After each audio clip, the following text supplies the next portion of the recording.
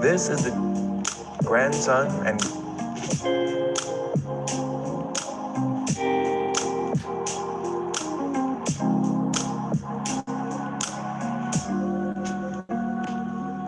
here's to the ones that don't ever take credit. Here's to the ones that won't admit it. I hope you know we're all thanking God for you. And here's to the ones on call all night. Don't think twice about the sacrifice. Here's to the extra mile that you take it to. Here's to the frontline warriors, to being brave for all of us. You didn't have to make him laugh or hold her hand like that. You didn't have to laugh, but you did, just to make them all feel better, yeah. You didn't have to pray all night. You didn't have to risk your life. If everybody loved like you did, the world would be a whole lot better. You didn't have to. No, you didn't have to. No, no. You give it all like there ain't much to it. Fires all around and you walk right through it. I hope you know we're all thankful.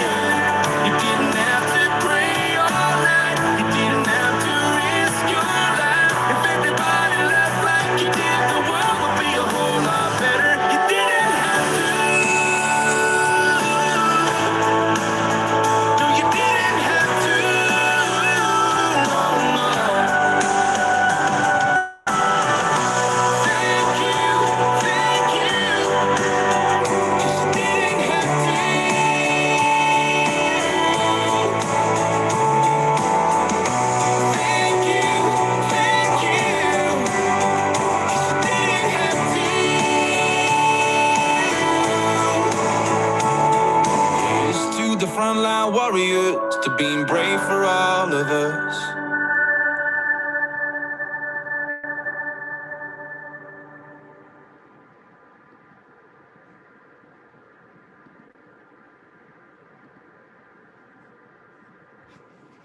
All right. Hey, everyone. How's it going? I'm Marianne Leary, one of the founding members and on the board of SunCL. Welcome to our monthly meetup.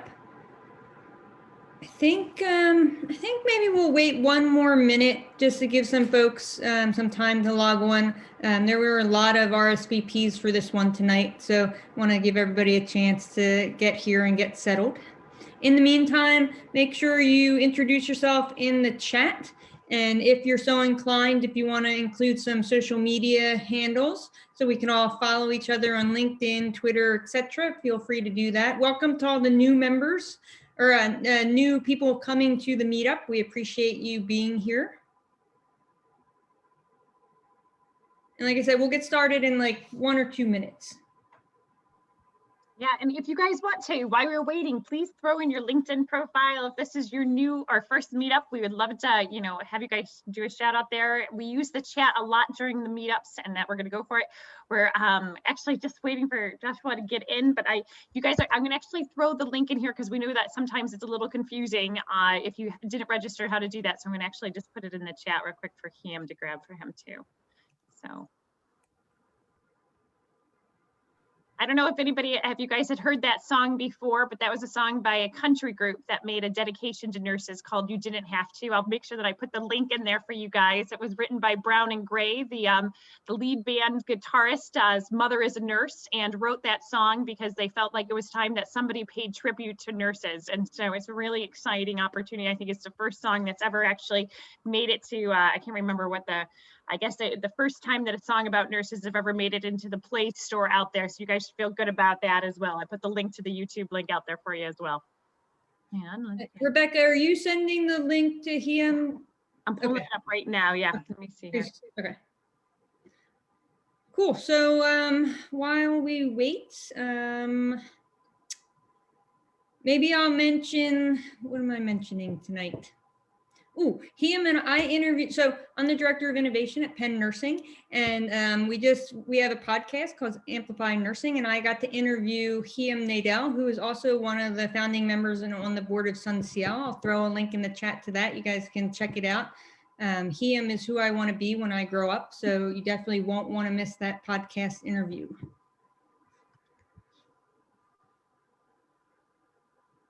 Hold on, it's giving me a hard time opening up the link. Here it is, copy invitation.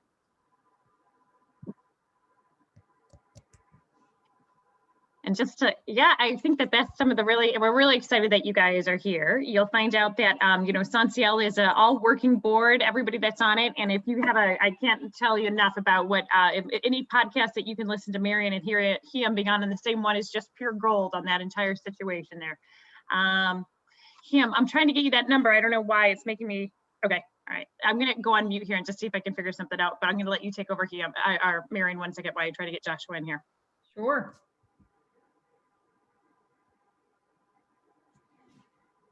So yeah, so we have some other of our SunCL board members on. Nancy, do you want to say hello, and anybody else who's on that I can't see?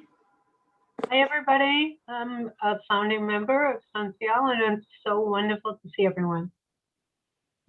So the way this will work, we're doing a new structure for 2021. We're going to have our speaker talk for about 25 minutes. We'll give you guys some time for Q&A, and then we'll do an open general meetup where you guys can network, ask each other questions. If you're looking for resources, you can connect with each other, and we can just have sort of a lower key event after we have our speaker talk about the pause. And sorry that he's having trouble logging in. Yeah, I just sent him the link, so he should be getting in. Great. Excuse me for speaking. I'm PK from New Orleans, but I tuned in just a few minutes late, but it's so exciting to see everyone and to think about what you're doing and how important it is. and the future you're creating, not only for nursing, but for people across the world with access and the ability to have care of the nurse. So I just wanted to say, it's late, everybody worked all day, but it is so cool you're doing this. And I'm so inspired by you folks that think like innovators, work like scientists, and create like entrepreneurs. Ooh, I So- like that. I'm gonna have to tweet that out. Work like scientists. What did you say? Well, Rebecca will remember what I say, but the idea of scientists and creating like entrepreneurs Got and it. like nurses do. I mean, we once staffed a hospital and they ordered 4,000 bedside chairs for patients, and they didn't consult one nurse, and it was ordered and paid for. And when they came, there was no place to hang a Foley bag or anything. So you can imagine what happened to those chairs. But when you think about what you all are doing, you're going to change everything about it, and monetize it in your work is critical. Well, thank you, PK, for that. But we couldn't do it without all of you here tonight. So we appreciate everybody who joins us every month and who is out there, you know, taking care of patients, working in the community, doing research, doing innovation, creating companies and products and processes. So it takes a community, and we absolutely love our Sunsail community. So I don't know, how are we doing, Rebecca and him? Is he able to get on yet? He's not answering. Let me see. I'm on. Oh, Sorry. oh, good. Thanks, Jonathan. Okay.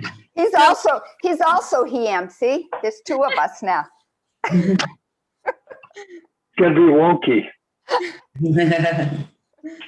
So him, I think, do you want to just introduce him? Unless, Rebecca, do you have anything else you want to? Okay. No, I can't wait to catch up after this, but great.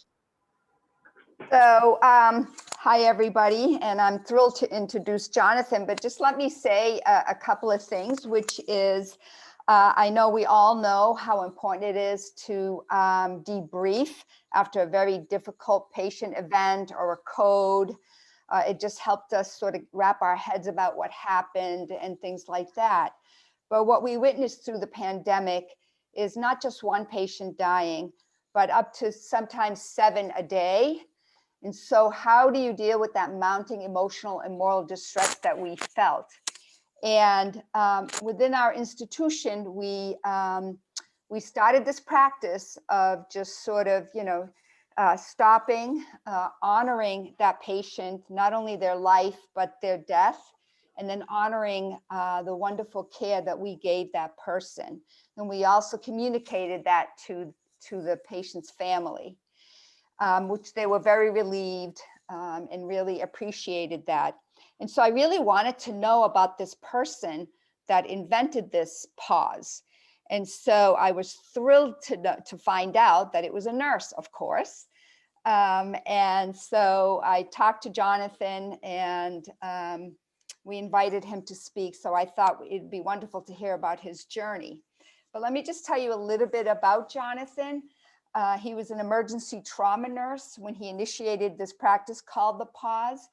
This practice has been instrumental in promoting a paradigm shift surrounding death and self-care across healthcare, both nationally and internationally.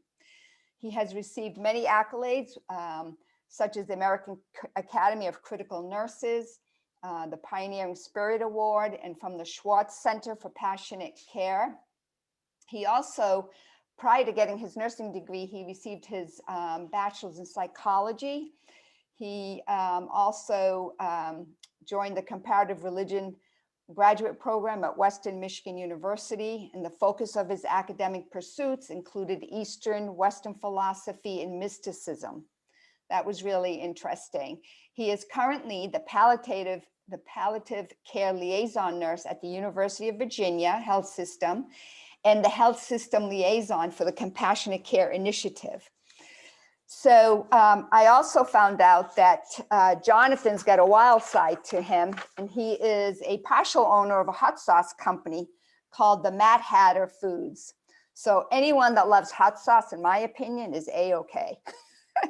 So Jonathan, I'd like to turn it over to you, but just know that you can download the Pause on YouTube, and you can also download the Pause app from the App Store. Take it away, Jonathan. Thank you. And I'm very honored to have the opportunity to speak to you all. Am I coming in okay? Because I'm using my phone. All right, cool. Yeah, my computer is all wonky. I'm a Luddite, so I don't know how to work these systems sometimes. So in around 2009, I did a course called Being with Dying with a woman called Roshi Joan Halifax. If you don't know her and you're interested, by all means, look her up. It's Roshi Joan Halifax. She was a pioneer in resiliency work. She's been doing it since 1975. She was a medical anthropologist that kind of, she became a Zen Roshi, but she also did this course called Being with Dying. And I was blessed to be able to go to that course and do it. And it was all about mindfulness and neuroplasticity and working with some of these concepts of just trying to heal ourselves while we heal others. And that was in 2009. And when I left her program, Roshi Joan gave us a mandate. She said, you guys have all healed from this. And I was with a bunch of nurses and doctors who were all part of end of life kind of palliative and hospice, and I was an ER nurse. And she said, I'm giving you a mandate. When you leave, I need you to go into your own system and figure out how you can help your own peers in the areas that you work in. And so I was going back to the ER. I wasn't going back to palliative care. I wasn't going back to hospice. I was going back into what I lovingly call the hell realm. It's just pure chaos, but I loved it. And so when I went into that work, I was looking around, and as an innovator, I was looking for the concepts of where can I find the gaps? Where are the gaps in what I'm doing? Because as an innovator, you need to fill those gaps. And so I was very much passionate about end of life. I was passionate about that form of care, but I was also really passionate about ER. And one day I saw a chaplain, and she stopped the whole room, and she said, excuse me, I need to stop the room, you know, after this patient died. And she did this prayer, and I was like, man, that's really, really awesome. She stopped that room. She was bold enough to do that. And then she did her own Judeo-Christian prayer. And I thought, man, I can do that better, but I like the concept. I like stopping the room. What can I do better?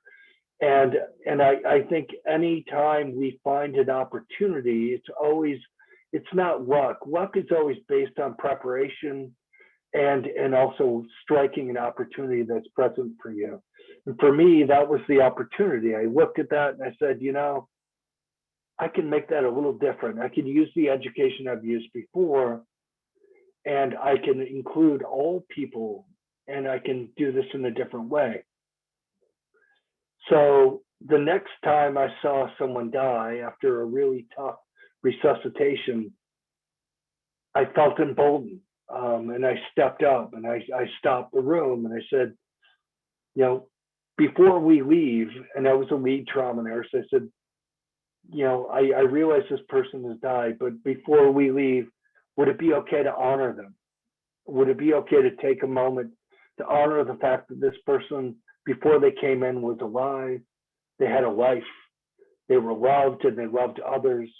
And could we also just honor our own work, honor what we've done, and honor even the paramedics' work and everyone's work that's gone before to get us to this point, and honor the fact that now they're gone, but do this in silence. Each of us in our own way. Could we hold that space? Could we do that? And I looked at the trauma doctor at the time, and he nodded and he said, yeah, let's do that. So we we held that space, and we held it for about 30 seconds. And that, granted, I want to tell you, I was doing this for myself. So we did that, and I felt good about that. I felt strong about that. I felt like that really met more of a need than anyone praying. As my own belief system, this is really the way to do it. And then I had a resident walk up. She's now an attending in my ER, and she said, you know, that was really, really awesome. And I said, thank you. And over the next week, 2 weeks, I noticed others start to replicate that work. And I was like, wow, you know, when you replicate work, it's, you know, that's the biggest compliment when other people do what you've just done.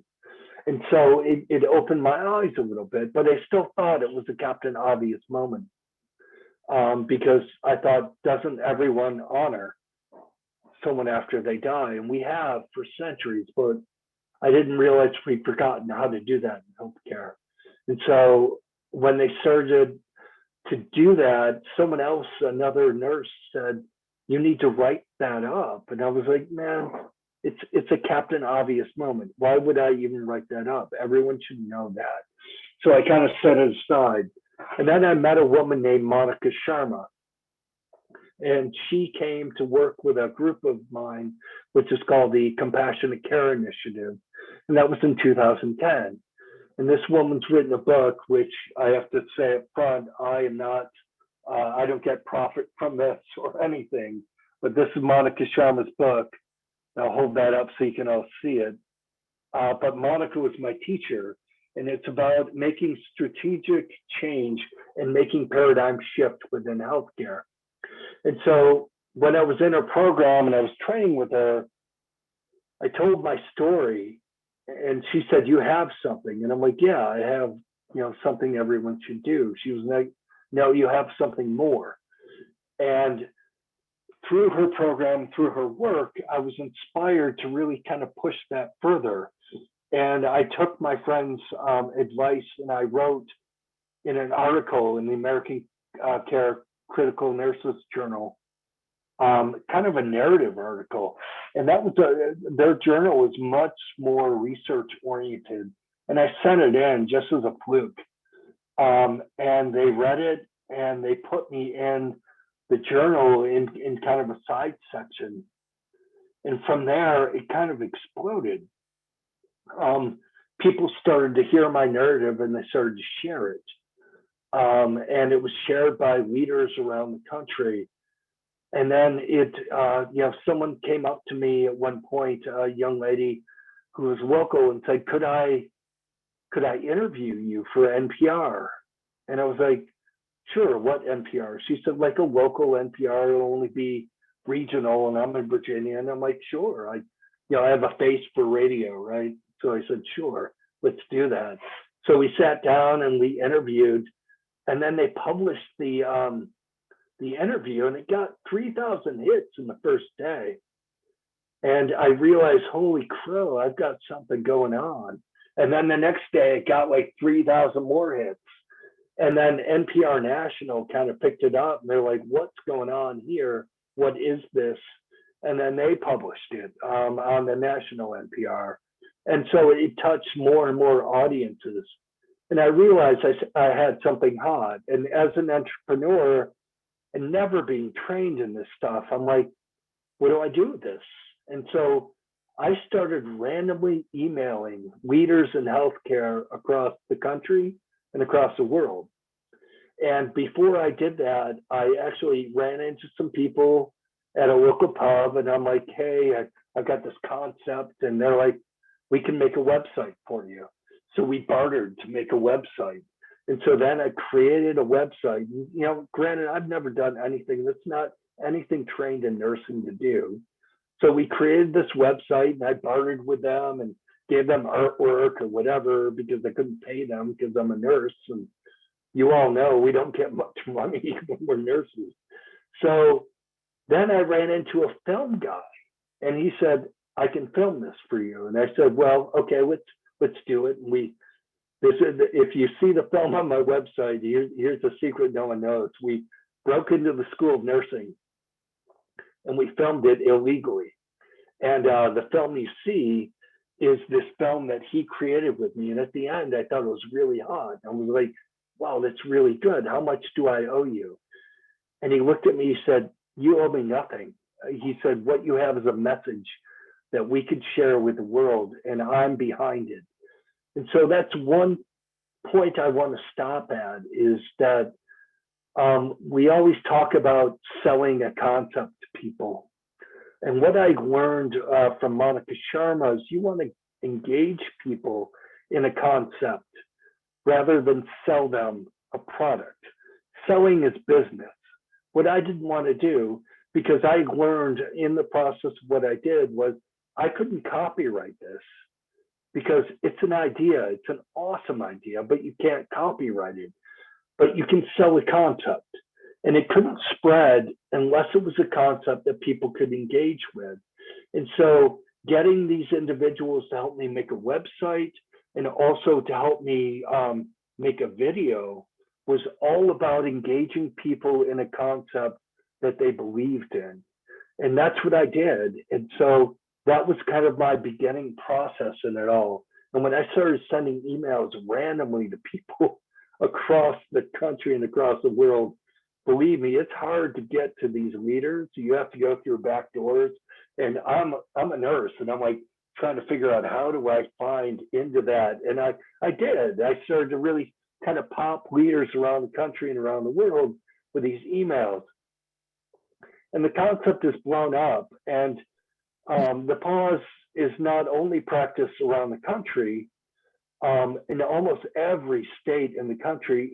It's practiced now in 7 continents around the world, which is really, really awesome. And I have been really blessed with knowing that. And today I'm asked to share some of what I did. And what I'd like to point out in my process is I always look for gaps, and I always look for allies. And when I say gaps, I mean spaces that are open and opportunities. So whenever people would ask me to speak, I would speak in the beginning. I had no idea that you should charge. I'm a nurse, we speak, we do. Over time, I learned that you can bill for that and you can charge for that. But I had to reach out to peers and figure that out. When it came to really spreading, the opportunities were always to be beneficial. If I could benefit you and you could benefit me and I could trust you, that's one of the biggest things with the work I've done is I'm a guy who trusts you based on a handshake. And if I don't trust you based on a handshake, this is not going to spread, and I'm not going to do the work I do with you. And in fact, I was warned at one point that Goliath, Cleveland Clinic, would one day take my concept and take it away. And I was always cognizant of that. And when Cleveland reached out and I consulted at the time, I didn't realize you could charge a consulting fee. So I did it for free. But when I did, the woman I worked with was a physician. And I said, I need to trust you, and I need you to always acknowledge the fact that this came from me, because I don't want it to be lost. And it wasn't an ego thing.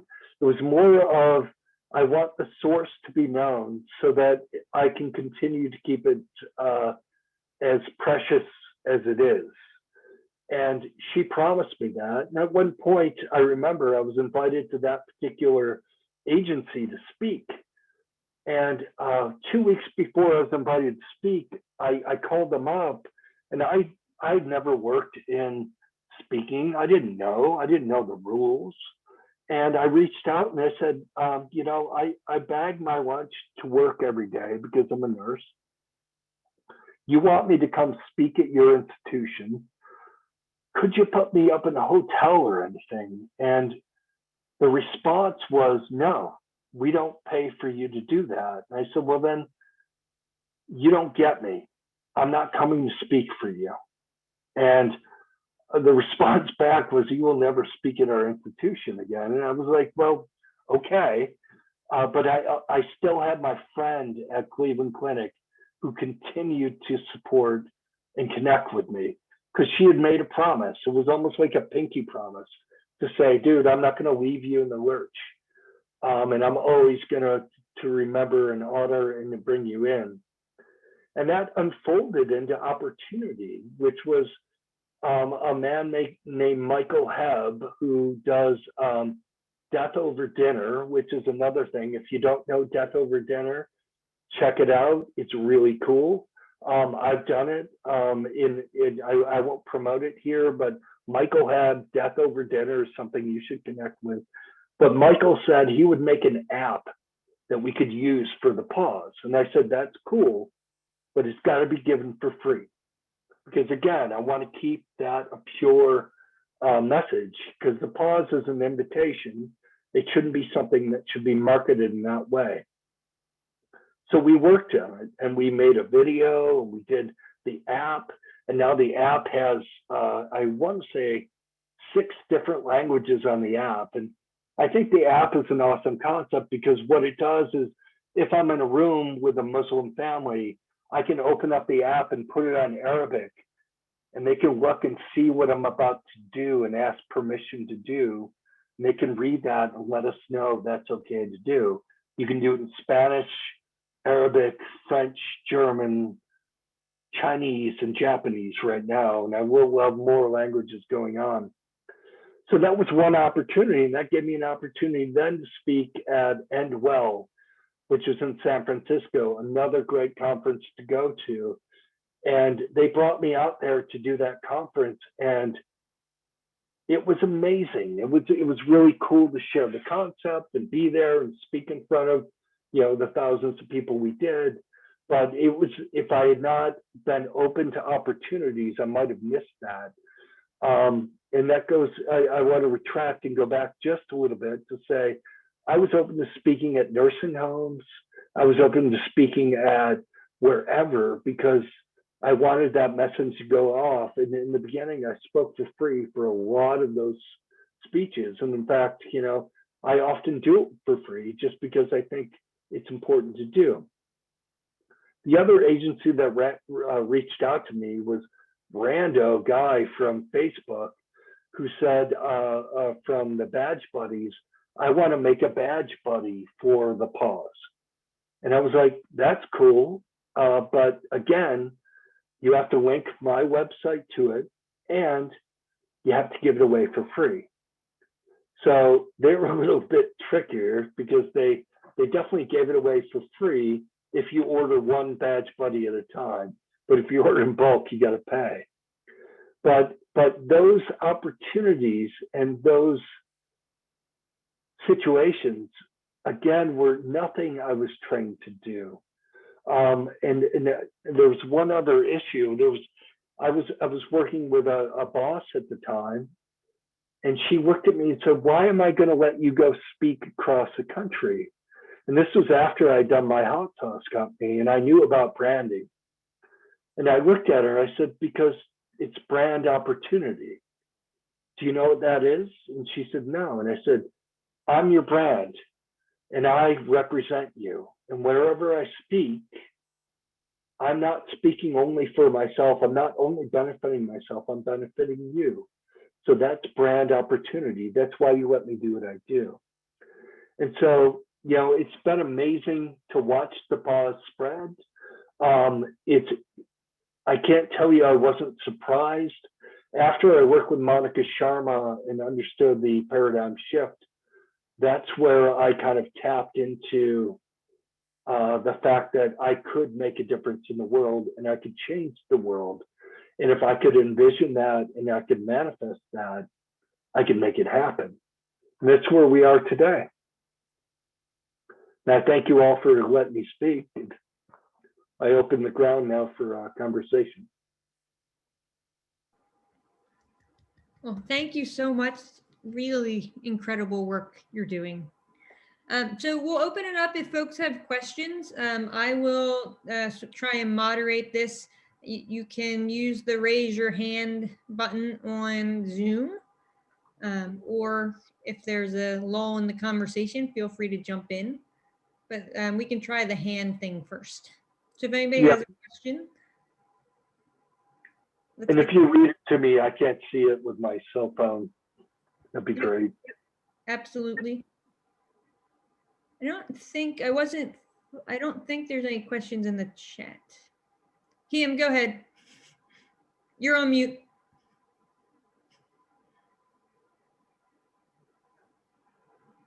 Can you hear me now? Sorry. You're good. Jonathan, from all your travels and stuff, how are people maintaining it and sustaining it? You know, because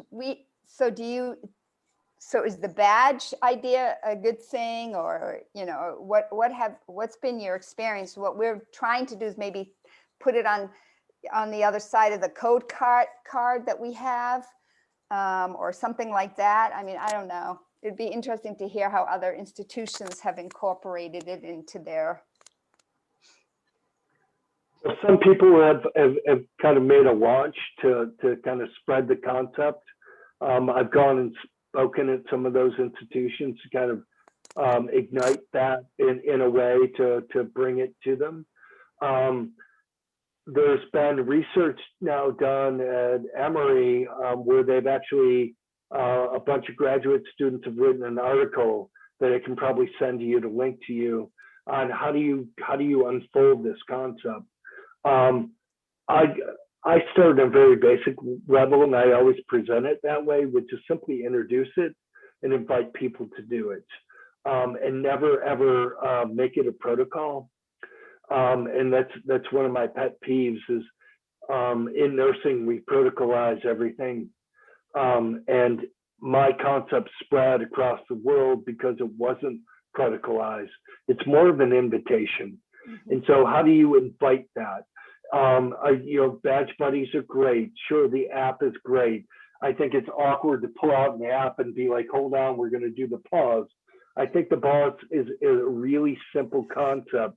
When you read the wording I put on my website, you don't really need an app to do that. You just need to do it. What you need to do is really avoid religiosity. You need to avoid separating people. And the language that you use is huge. And that's why I've used more of a humanistic language, because when I start to use religious language, that closes off a quarter of the room that I don't want to close off. That may close off a whole family that's sitting there watching you do that.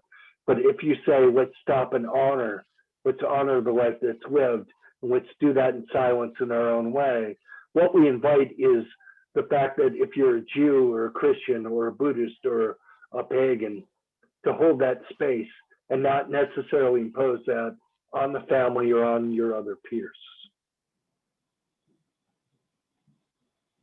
Debbie Lynn, you have a question?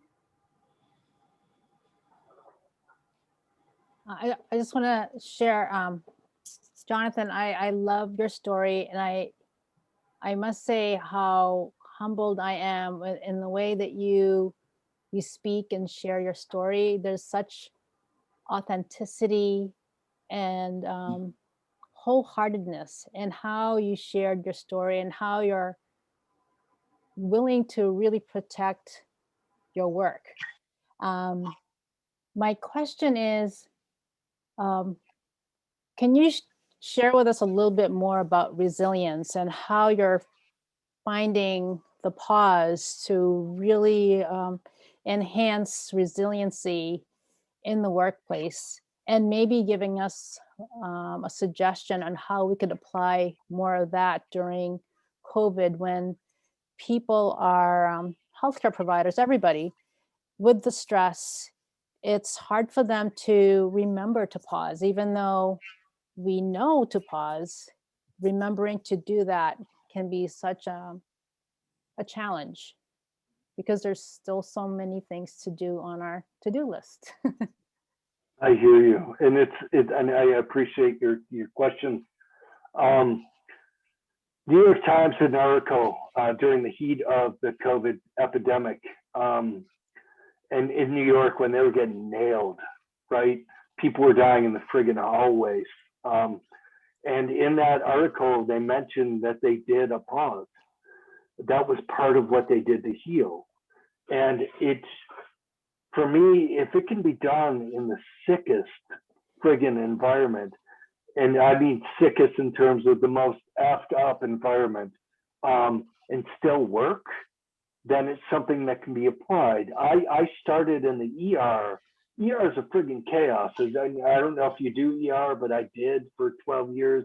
And it's often like, I don't have time to stop, but you have 30 seconds. And the pause is not a panacea. It's not going to make everything go away. And I often remember holding a 5-year-old kid and doing a pause because the kid died. And the pause is not going to make it all good. It's not going to stop that pain that I still remember now. But what it does is the finger that points to the fact that I need to take care of myself.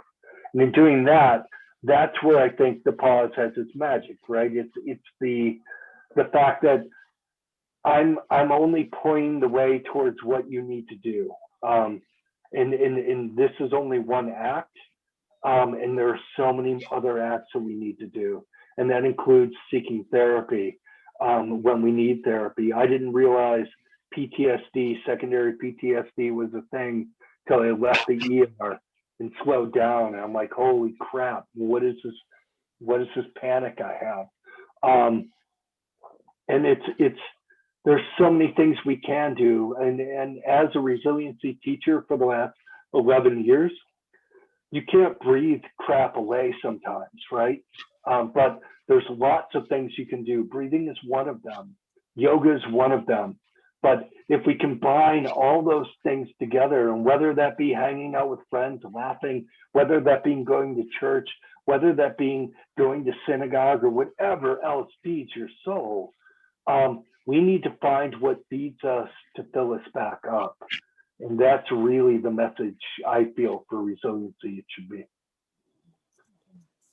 Thank you, sister. And thank you for, I'm definitely authentic. I'm real. I will always be real. And yeah, thank you. Mary Lou, you have a question? Yes, great. Thank you. That was really great. I'm so touched by the concept of the pause. And I loved what you said about, how you how I guess the idea got inspired through some, a passion that you had and just that bold move. And I think those are, sort of the underpinnings of moving innovations forward in an organization. But I was curious if there's any of the people using it are in home care organizations. I work for one of Canada's largest home health organizations, and our staff, work independently and autonomously in people's homes. So I think this is a great idea as far as if they're in this situation in the home with the family. But I also love the collegial part of it, where if you're in an institution and you're coming together. So I'm wondering if there's sort of a virtual concept that might work for home care nurses. So where in Canada are you? Toronto, Ontario. Nice.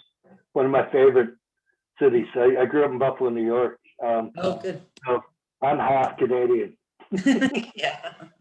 So in terms of implementing at home, sure, you can definitely do that within the home setting. I described one setting, which is the ER. It's been done in expected compassionate withdrawal of life-sustaining measures. It's been done in nursing homes. I'll tell you a story. There was a woman who came up to me and she said, my mom died in a nursing home, and in Virginia, the paramedics have to come and pronounce death. And they came into the nursing home, pre-COVID, obviously, but there were 6 or 7 of them. And they stood around the bed and they said, would it be okay if we took a moment to honor your mom? And she said, sure. And they all stood around the bed and they did a pause. It's been done by EMTs out in the field. It's been done by home health and hospice agencies within the home. And yeah, it can be done virtually. There's no rules. The pause is just simply what you do and what you own and how you implement. You know, and that's the other fallacy of what we look at with these practices is it's got to be done this way and that's the only way. No, with the pause, it's you own it and you make it your own and you make it unfold the way you want to.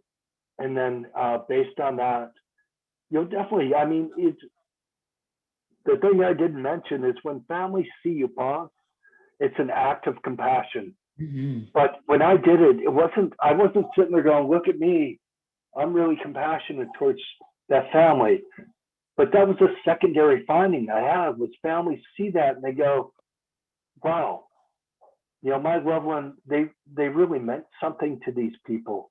They weren't just another number or another body. And so by making it an act of compassion, by owning it that way, we're compassionate for ourselves and for the family, which makes a huge difference in the world, right? Mm-hmm. Yeah, absolutely. Thank you. Yeah. Go Toronto. Go Leafs. Yeah.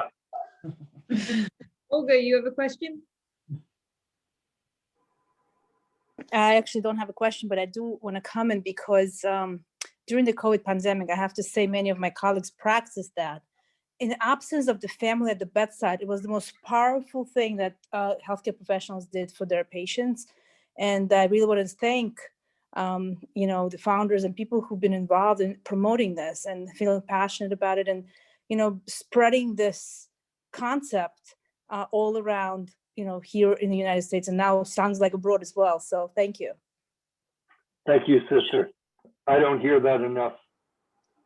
So I'm going to take moderator privilege here and ask you a question first, and then Kelly, I'll get to you, I promise. How do you continue to promote this outside of speaking engagements and things like this? How are you pushing this out to other hospitals who might not know about it? Once the ripple has been sent, it takes on the form of a tsunami.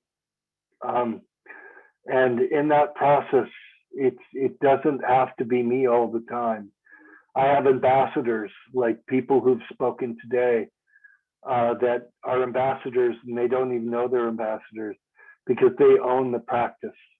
And by owning the practice and being ambassadors and spreading that and doing that, it spreads of its own volition. It's an act that just simply makes a change because it's the right thing to do. And so beyond myself, that's it. It's you know, when I get speaking opportunities, I love it. But when I get identified, I'm cool with it. But I love being an invisible, famous human being because it's much better. Thanks. Kelly? Sorry, I'm cleaning my kitchen.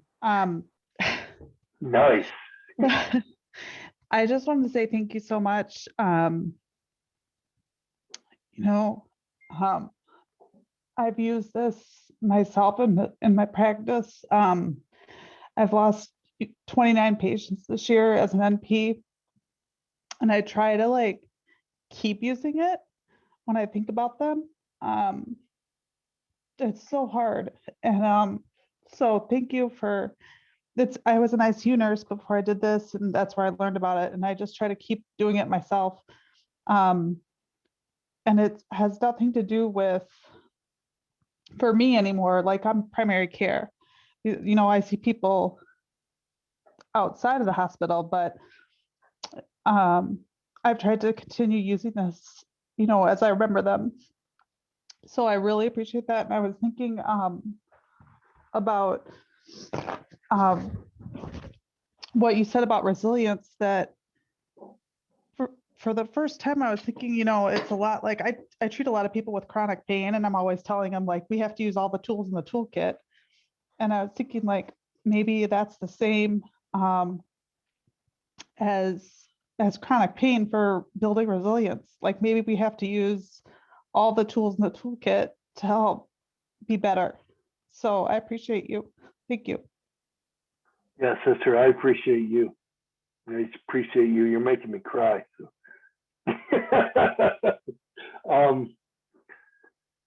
It's the pause is one step, right, sister? It's also For me, I found journaling was really helpful too. And keeping track of all those people and writing little vignettes. And I think that helped me over the years, I think I've faced over 3,000 deaths in my life as both a ER trauma and a palliative care provider, and working in healthcare for over 35 years, right? But take the ones that are special, write them down, and that way you put them on page, and you'll never forget them, and you'll honor them. Okay. Thank you for all you do. Thank you. All right, I think we'll take one more question. Michael, I see your hand up, and then we'll move into the meetup portion of the event. Michael, go ahead. Thank you. Thank you. Jonathan, my wife's a hospice nurse, so she's in this sphere all the time, and they do different things. The pause may be one of them.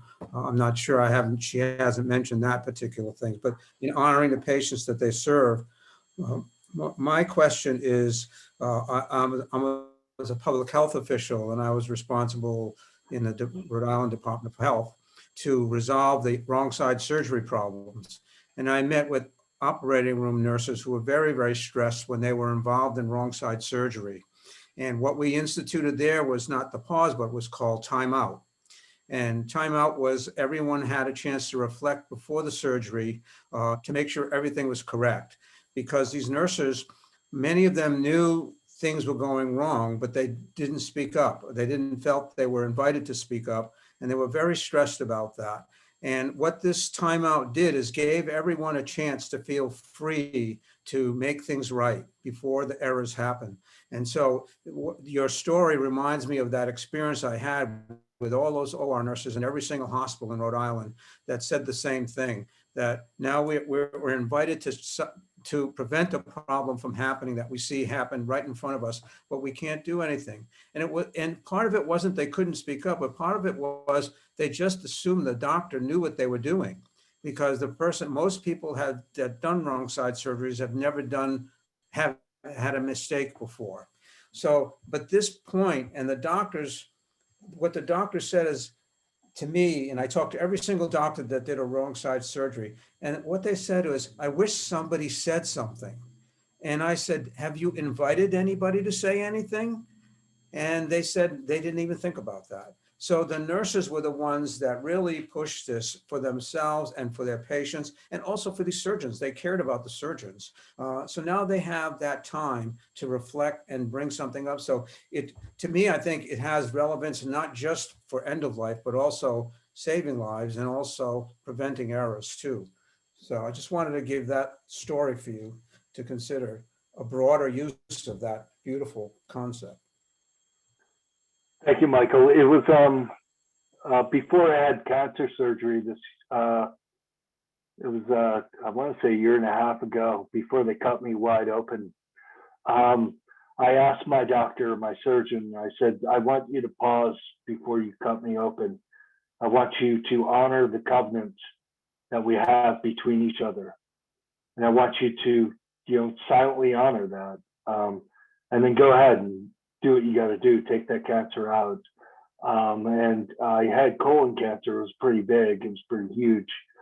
And I didn't give him the instruction enough, which would have been simply just honor the covenant that we have before we go into this surgery, and take that moment to silently honor the fact that we are about to do something that a sacred trust has been made. And that's it. Don't honor my wife, don't honor John Bartels, what he did, but just honor the trust we have between each other. And I promoted that with surgeons over the years to say, this is another way to pause, dude. Honor before you step in. Honor before you do your act. Honor before you switch that blade open. As someone who is I'm the son of a surgeon and a brother of many surgeons. I understand the concept of surgeons, and I also understand the concept that you don't question them, right? Because As my father taught me, I can't afford to be wrong. And that's how they're trained, which is sad because, we're all fallible. But I applaud you for your work.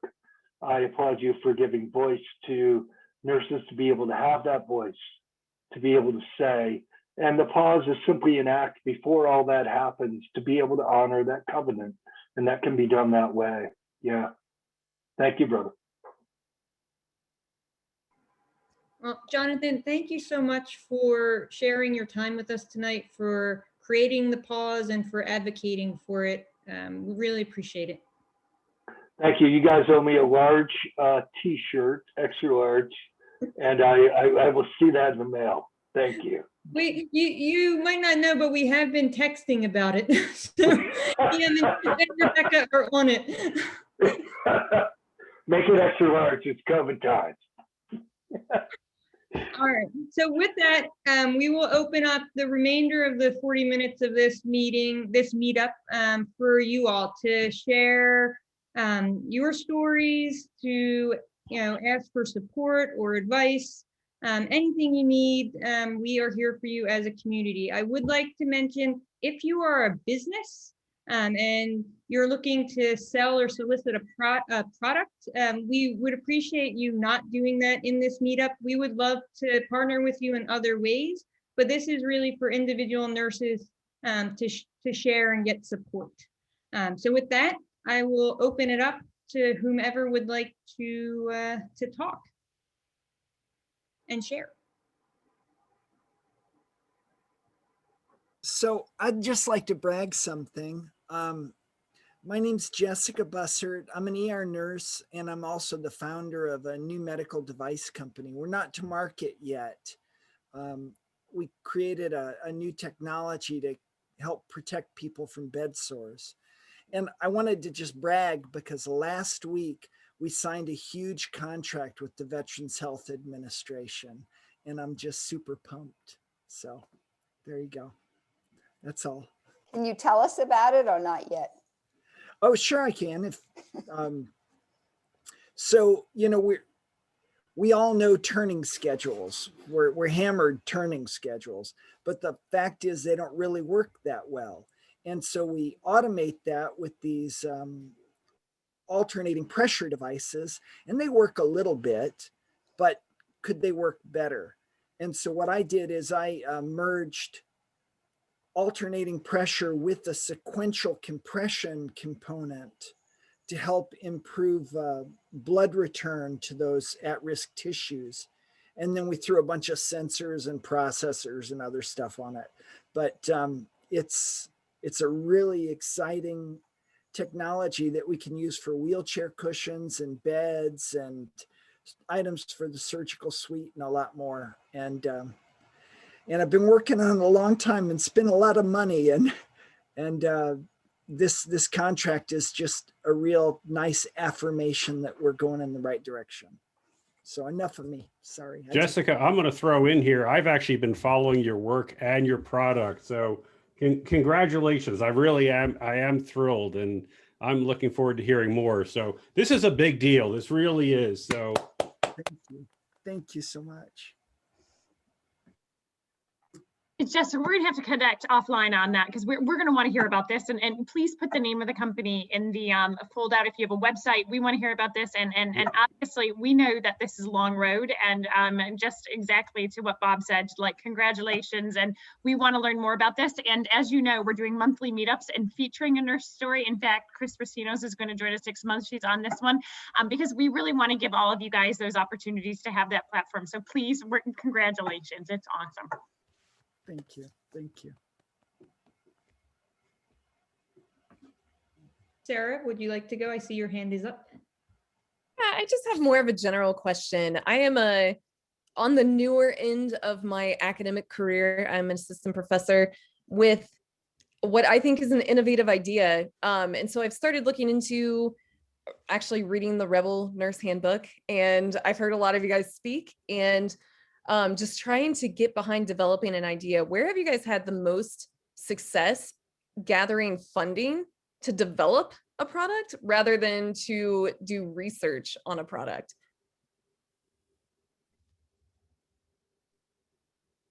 So that is and I think we're going to have to dive into more of what you're talking about. If your idea is past idea phase, which means you've gone into concept, working prototype, done the research on your market analysis, there's a great resource that's called the Lean Canvas. Have you heard of the Lean Canvas before? It's a one-page business plan.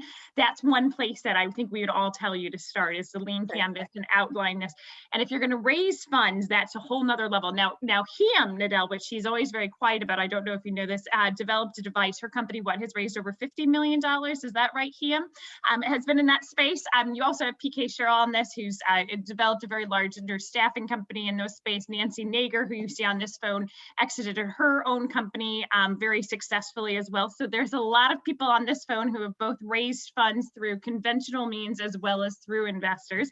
And to tell you the truth, one of the places that I'm going to tell you to come is we're doing our next hackathon May 14th through the 16th, 2021, and we just signed an official partnership. We're going to be launching a Nurse Innovation and Entrepreneurship Certificate the weekend of June 5th through 6th with Drexel University for exactly those kind of questions as well. And we're hoping to get 20 scholarships to send people on. But that's not just it. If anybody wants to jump in and sort of give Sarah a little bit more idea on what's to say, I'm going to put a link to the Lean Canvas here, but other people jump in who have much more success than I've ever had in business. Thank you so much. Yeah. I think you could check the Nurse Innovation Hub with Aaliyah Aaron.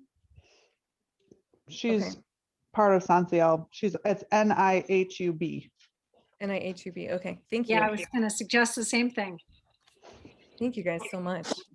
Our Small Business Administration has like a Shark Tank competition. So I've done one of those, and you can win up to $5 grand for that, which is smaller, but so. Yeah, Sarah, Better than zero.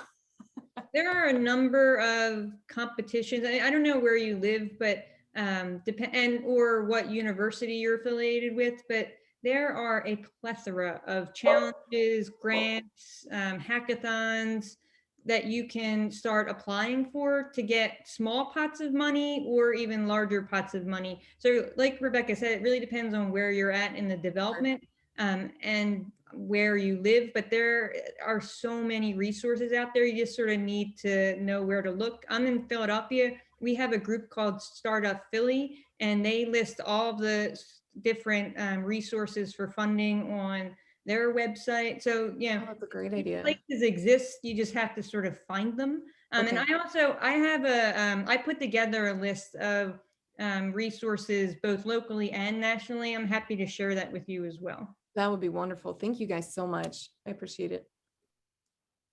I encourage you to think big, and it's as hard or as easy to build a big company as a small one.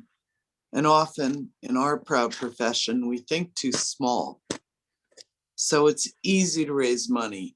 PE firms are overwhelmingly crushed with money.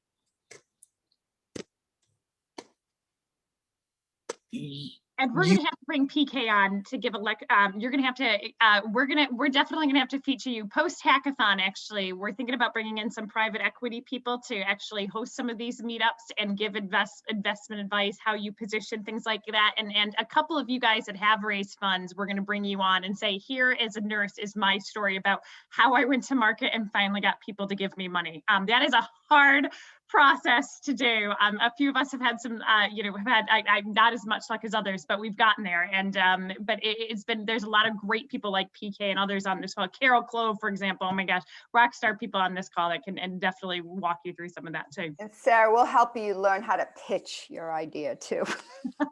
I need all the help. Thank you so much. And I actually already have the hackathon dates on my calendar. So great. And there are a lot of good resources we can direct you to for pitching as well. Wonderful. Thank you. Speaking of that, so sorry, who was going to jump in there? Oh, I was just going to mention that there are also a number of additional groups that help founders and business folk that are not mainstream. And I've used those numerously, like, for example, the Female Founders Alliance or SOGAL, or there's an organization for the LGBT community called Start Out. And I highly recommend networking with any of those groups. I mean, a lot of us are from underrepresented groups. The fact of the matter is only, a small percentage of VC money goes to women or minority founders. And if we don't stick together and support one another, we're never going to be able to get our piece of the pie. And quite frankly, it's not only a just cause that we get our piece of the pie, but there's also an important reason that, I mean, like we heard tonight, if our presenter's voice had never been heard because it had been stifled because that's just a nurse, we don't need to listen to that, then this great bit of wisdom that was shared with us tonight wouldn't have gone out there. So we need to support one another and elevate our own voices. So shut up. Thank you, Jessica. So Jennifer, you have your hand up. Would you like to go? Yes, hello everyone. Sanseal boxes in front of me. Co-founder for Lumify Care here. Just want to kind of tell you a little bit of our story and our success and our journey a little bit. So Anthony, I'm here with my co-founder Anthony. He's in one of your little boxes in front of you. Yay, Anthony. Just wanted to share with you. So really exciting times.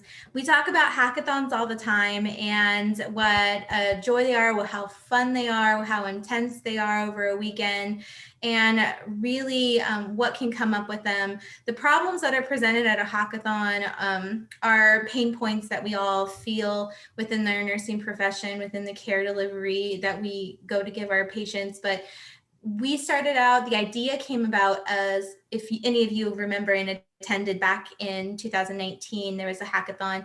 Then the idea came up like, how can we get nurses to help night nurses see better? And the idea kind of originated there. And Anthony and I have been able to kind of grow that idea and create a really special product. It's the Unite Light, right? And so it's a hands-free way of illuminating a space for healthcare workers to see and not be seen, and illuminate in a way that keeps their patients asleep. So our goal is to improve patient experience by providing innovative tools and resources to help promote and provide support for frontline healthcare workers. So what we're really excited to share with you is that we were able to have a New York Times article that posted yesterday. And I know, really exciting, right? So amazing to be able to say that within a week. What was that?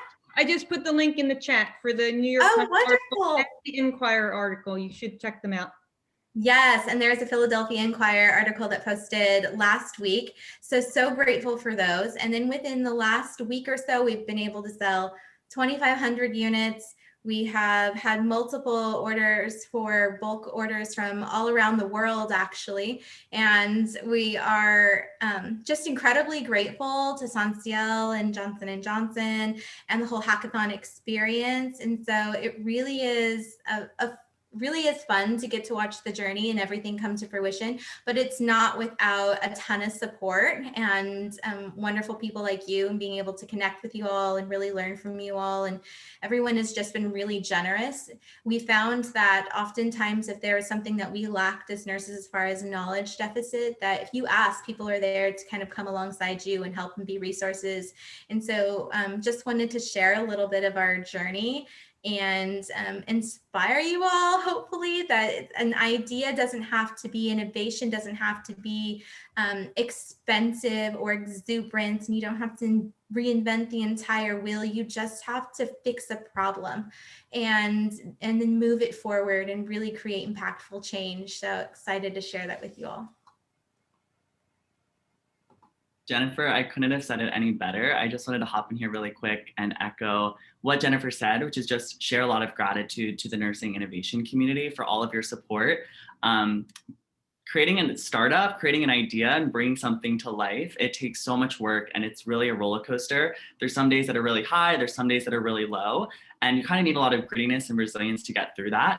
But I think nurses are really the perfect people to do that, because we often have that perspective, we have the empathy, and that is so important for entrepreneurship.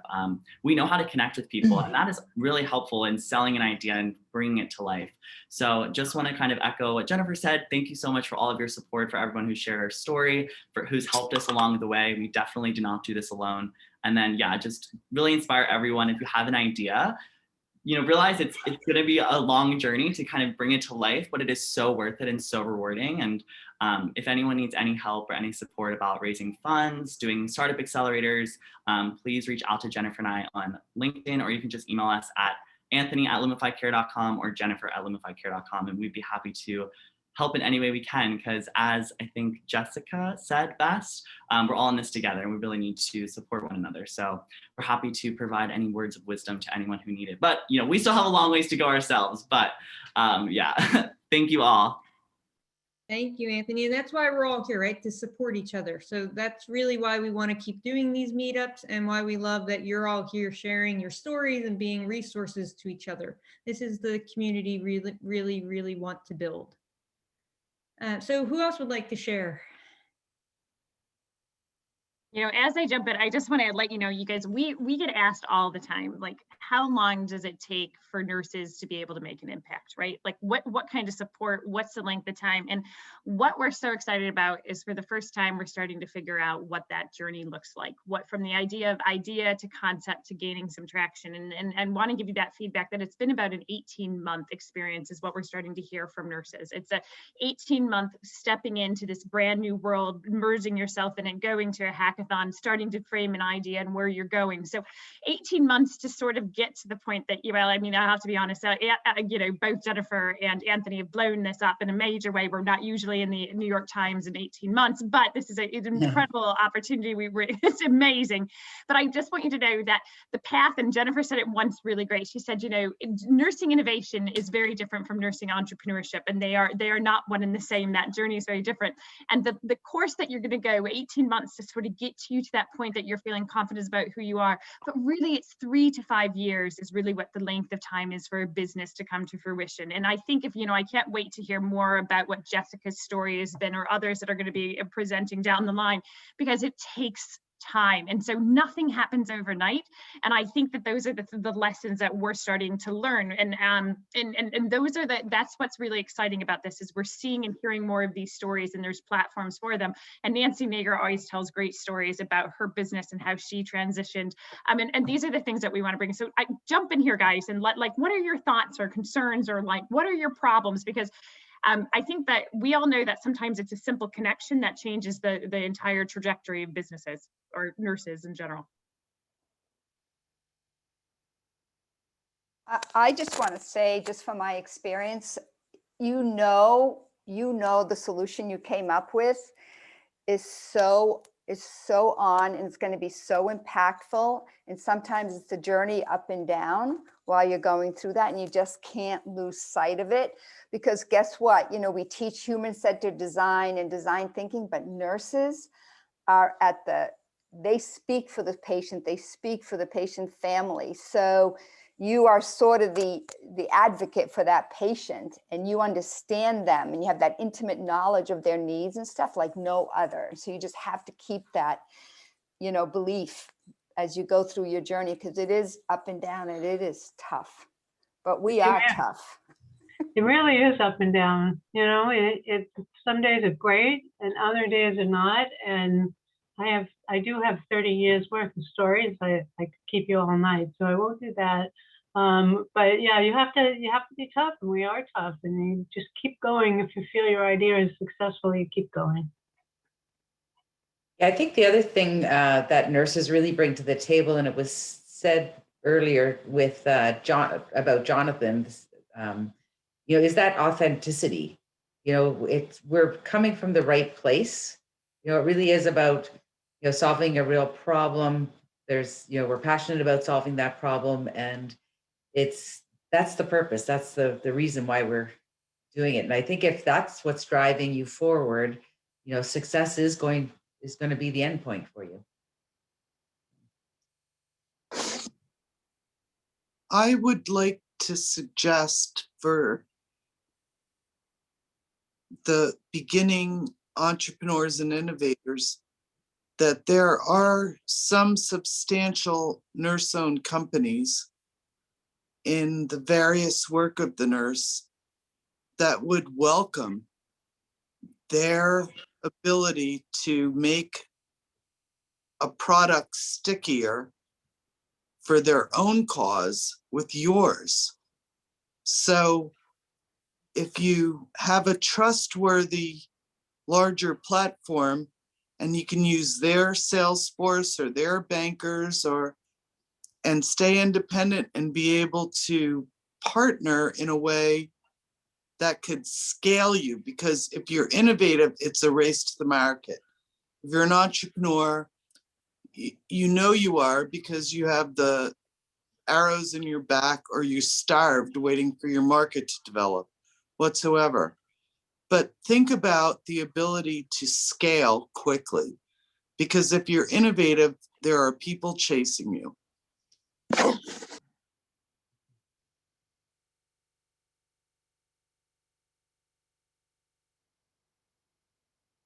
Hi, Rebecca asked me to jump in and just give you a little update. Susan Katsliski. I actually have taken a very different approach this past year. Not exactly sure why, but I'll share with you what I've been doing. So I kind of abandoned everything that I was doing and everyone I was working with, and started my own business doing concierge home care for people with COVID disease. And I've been finding it going back to my roots of very personal, private, one-on-one care, and going to the speakers' stories today, providing a really quality work that I know that I can make an impact on, and honoring end of life in people's homes in a very, in a way that we all learn nursing, has been helpful to me, because I felt very, just unable to really participate in a lot of what's going on. So I've cared for 8 people this year in their homes, one-on-one, and also trained all of the ancillary setup systems so that the night nurses, the night aides that came in knew how to wash their hands. It sounds very simplistic, but putting a complete COVID changing room in their garage and writing a protocol so that non-English speaking staff that came in knew what to do and knew what we were doing for that patient. So not the kind of work I've done in the past, but been what I'm doing right now.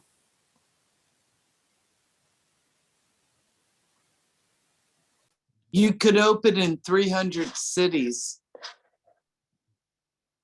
You bring up, it's interesting because the reason I got involved in that is because I was doing a lot of consulting where things were going in the wrong way very quickly, and a lot of not fun situations. And I just found it something I didn't want to do. So going back to my roots of being honest of what it is that I felt good about doing. And I didn't advertise. This was all one-on-one people that asked me for services and then got sent to the next person, and it's just mushroomed. So I'm sure that I could run a business like that, but I don't want to. I just want to keep it very personal until my next new idea emerges. But at any rate, thank you, Rebecca, for asking. You could franchise it.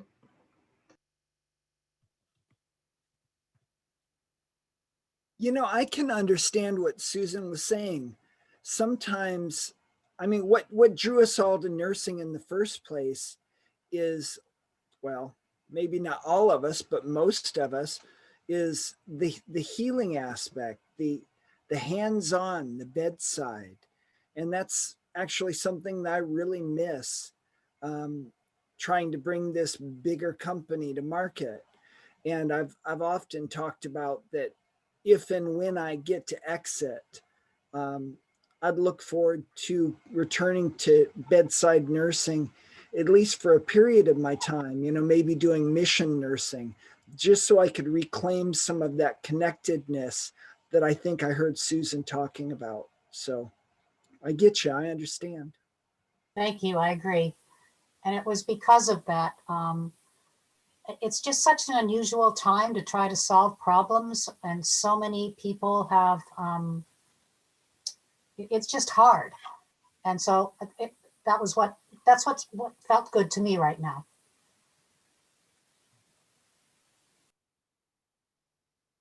Make sure you're checking the notes, Susan. I think you are, because Mary Lou put some really good information in and out there. And I just, wow, just nicely done. And I think there is more to peel back on the layers here. And you just, yeah, there's a couple people on this phone call that have a lot of experience sort of in that side of the business. So yeah, just look into some of that. Isabel, you have your hand up. Yes, I just want to say thank you for having this platform to begin with. So about a year ago, right before COVID hit, I opened up my own LLC, and I'm a women's health integrative nurse practitioner. And just saying that and just pitching my idea to physicians and nurses and making sure that my idea is very clear. And this is more for Sarah. There's no better place than to be in a hub with other nurse leaders like you guys. And it's such a safe place to be able to exchange ideas and grow from one another that I just want to say thank you for doing this and taking the time to gather everybody up. And, you know, Jonathan's story today was immensely touching and super motivational. And so is everyone else's story here. And we just grow so much from each other. My question was, what's the take on starting the business and growing it on Instagram? I've been doing that myself. I've been getting a lot of you know, my word out and getting myself more of an influencer. So I want to be careful not to mix the innovator with influencer. I don't know if there's any insight that you guys could provide me with that. This is Chris. I have a little bit of insight around Instagram and all kinds of social media. So when you're looking at growing your brand as an entrepreneur, it's a really smart move to not grow it on rented space, because you could become like a huge influencer, and then overnight Instagram or whoever can change their algorithm, and then your visibility is going to be less. Same thing with like ads. So what people used to be able to pay for ads, like on Facebook and Instagram, and get their, their views or their impressions, no longer the case. You can pay double that and still not get the same amount of impressions. And so I would say, do that, but then on your website or wherever it is that you're getting your leads from, make sure you have a way to capture connecting with people. And what I mean by that, I mean their emails or their phone numbers. And so that might be on your page, like having a link where you can score a free freebie on, how to do natural vaginal cleansing. I don't know, I'm making it up because you said you're integrative women's health nurse practitioner. Right, so you want to have like some kind of freebie, and then they can click on the link, and then when they go into the link, the way to download it, they have to put an email address. So that way, if something ever happens with Instagram or whatever, you have your own list of how to get a hold of these people and how to tell them, hey, I have this new product coming up, or I have this new whatever it is you have. But it's difficult to build. It's nice to use these networks, but you never want to build your business based on rented space. Always make sure you have the most amazing advice that I have heard. I can't thank you enough, because I hear a lot about people being taken off or being shadow banned. And I worry about that. Like, I've developed anxiety, and I'm thinking, if I ever said something, for example, I wanted to sell blood pressure cuffs. Instagram shut me down because you can't sell medical devices. And I was not selling anything else other than Omron. So I affiliated with Omron, and it was a B2B. And I thought, well, I can simply sell this off my Instagram or off my website onto Instagram, but none of it got played. And there it is. Yeah, so collect those emails, build your list. Taken off. Yeah, just build your list. I think the biggest key to that is keep your list warm, meaning don't like only send them stuff when you're going to sell something, and don't only send them stuff like every couple of months.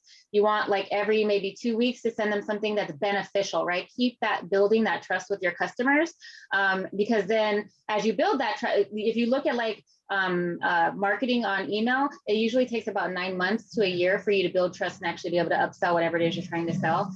So you want to make sure you're giving them value, let them trust you as a clinician, as a nurse.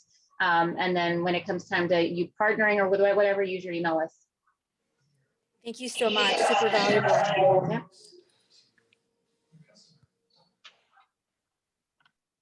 You know, Marian, that's actually a really good topic, though, to explore a little bit more. And Marian's probably one of the biggest influencers of nurses on Twitter, and has a lot of insight. We've been talking about doing an actual training on social media for nurses to those points. And Chris, that was a great insight from that. But do you want to explore that a little bit more, Marian? You want to give some insight into your world, and if anybody else has some others, I'd love you guys to jump in, because I think, to your point, we learn, for example, like Facebook does, you'll only see 1 in every 7 posts on Facebook if you post on Facebook, because they've changed the algorithms, things like that go on and really mess up with people's business right as they start to hit the things. Katie Duke was probably one of the biggest influencers in the nurse practitioner space for a long time, to the point that, you know, once you hit a certain level, you can be a public figure, right? And then similar kind of things happened in her world. And so, Marian, why don't you jump in if you have any other insight into that? I'll be honest, I don't have any other insight right this second, but I do think we should, I think that, I mean, I have insight, but I think we have 9 minutes left. It'd be a lot to get into, but I do think this should be for sure a topic we explore at one of the next upcoming meetups. We can get some speakers together and put together a really nice nursing social media session that we can really explore this in depth, because 9 minutes will not cover this topic at all. I love it. It's going to be helpful. I mean, my Instagram account went from 0 to 3,000 in less than 3 months. And, you know, it's all organic. I haven't paid for followers or anything like that, but it's been great. And it's really getting the word out. People are seeing me at the grocery store or whatever. And it's just a wonderful place to unite, but I need more tips and more knowledge. Yeah, well, this is a great topic, and we'll definitely make sure we cover this in an upcoming session. So thank you for that. So we have a few minutes left. If anybody has any other questions or anything, I will put out there that I have a couple students who are looking for connections with folks who are experienced with product design. So if anybody has any connections, please let me know. I'd love to be able to hook those students up. Marian, I have a lot of experience in that area. You're welcome to share my contact information. Great, thank you. I'm going to DM you now. Okay.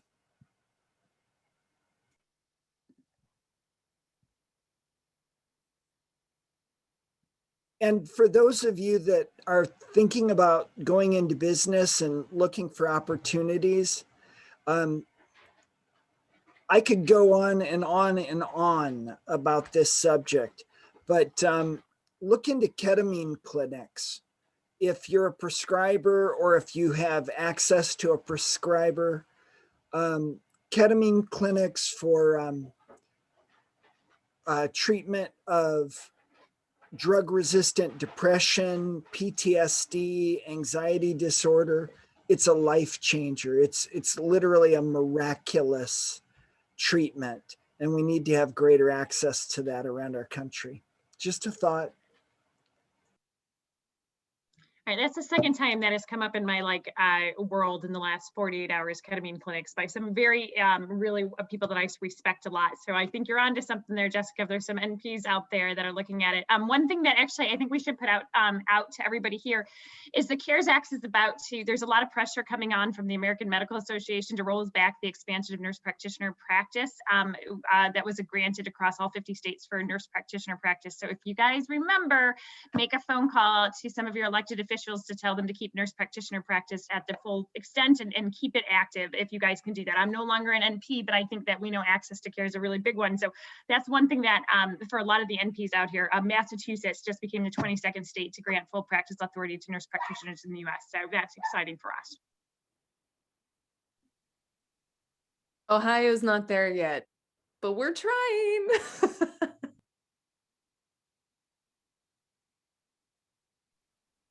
Marian, what else do we have to talk about? We have to talk about the things. We have the hackathon coming up. We have the Drexel thing coming up next month. We have Chris Vecinos, who you just gave that great insight on. She's going to come and tell you her story for the next meetup. But we also have should we announce the series yet? The podcast series? Yes, that's what I've been wanting. I kept thinking there's something we said we were going to announce, and I can't for the life of me remember what it is. That's it. So we are doing a 12-part series with Outcomes Rocket podcast, where we will be featuring members of SunCL. So over Nurses Week in May, we will run 3 episodes over four weeks, 3 episodes each week over 4 weeks of SunCL nurses. And we are going to launch that, I guess, tomorrow or one day soon. Let me keep talking, Rebecca. I want to pull up the flyer with all Yes, thank you. Awesome. And Rachel Acker made this flyer for us. So let me tell you who Exponential Rocket is. The owner of Selma has a following of over 50,000 on average listeners across healthcare. And most of his listeners are healthcare CEOs and executives. He works at Medtronic. He heard a story about SunCL and he got us onto a podcast. And he said, you know what I want to do for you is the world needs to hear about the nurses that you guys represent. So he has donated to us 12 podcasts that he's going to run over the course of a month, and we're going to start recording those between now and March 15th. What we're really excited about and what we're looking for, you guys, is because we want to do some self-promotion, as you're talking about on social media on this. We're going to have you guys apply to get these in. We're hoping to have at least, some of you guys, we might put 2 on this situation, but what we're looking for is those stories who are going to inspire those who may not recognize nurses as being the healthcare leaders that we see you as, to really tell their story and make impactful statements to speak across the line, because the people that are going to listen to these podcasts are probably some of the biggest decision makers in healthcare, and he wanted to give his platform for nurses to be heard. So Marion, run down this amazing flyer. Thank you, Rachel Acker.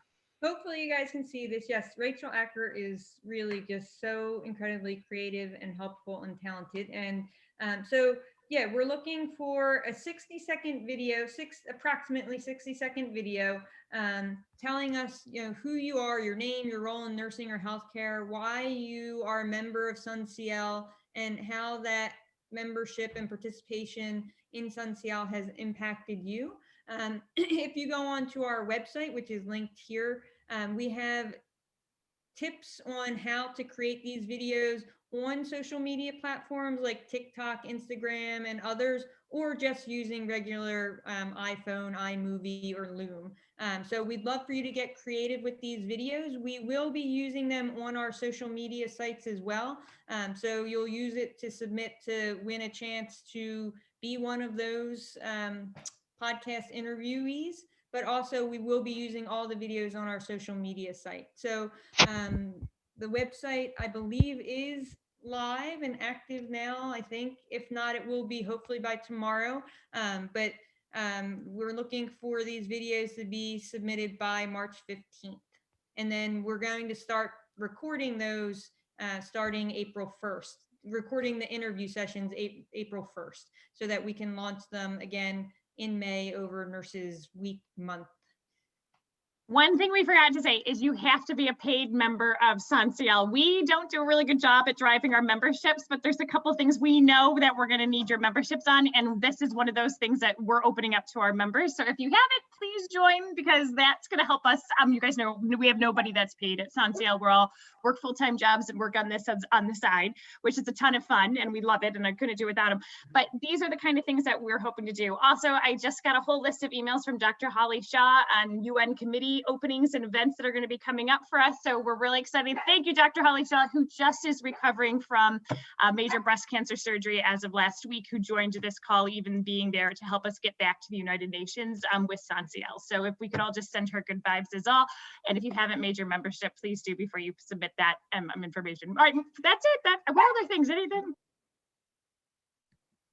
I think that's it. Thank you all so much for joining. We really do look forward to these every month, and we'll please watch your email, sign up for the SunCL newsletter if you don't get it, so that you can find out about all the cool events we have coming up. Join, become a member, send us your videos, and we'll see you all next month.